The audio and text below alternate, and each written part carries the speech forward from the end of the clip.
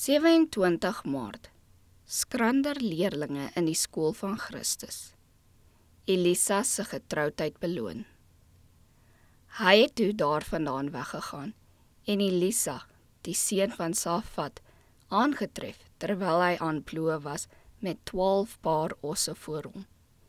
En hy self by die 12de paar was. En Elia het by hom verbygegaan en sy mantel op hom gewerp. 1 Konings 19 vers 19.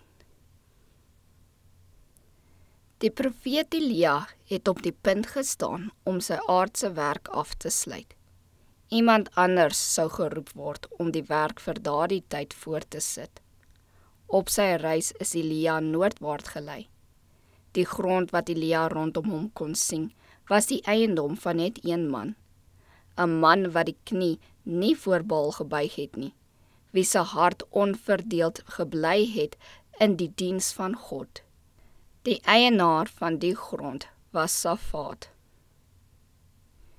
Elia se aandag is op Elisa, die seun van Safat, gevestig, waar hy en die diensknegte met 12 paar osse geploeg het.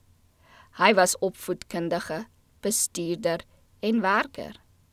Elisa het nie in die digbewoonde stede gewoon nie. Sy vader het die grond bewerk. Hy was 'n boer. Ver van die stad en die losbandigheid van die paleis af, het Elisa sy opvoeding ontvang. Hy is opgevoed om eenvoudige gewoontes te hê, om sy ouers en God te gehoorsaam. Maar hoewel hy sagmoedig en stil was, het Elisa geen veranderlike karakter gehad nie. Hy was eerlik en getrou en het God liefgehad en gevrees. Hy het die kenmerke van 'n regeerder gehad, maar daarbey die sagmoedigheid van een wat sou dien. Hy het geleer om op die klein dingetjies te let, om getrou te wees in alles wat hy moes doen, sodat as God hom sou roep om meer direk vir hom op te tree, hy gereed sou wees om sy stem te hoor. Elia het in 'n ryk mans huis gewoon, maar hy het besef dat hy om veelsidig opgevoed te word, getrou elke plig moes verrig wat gedoen moes word.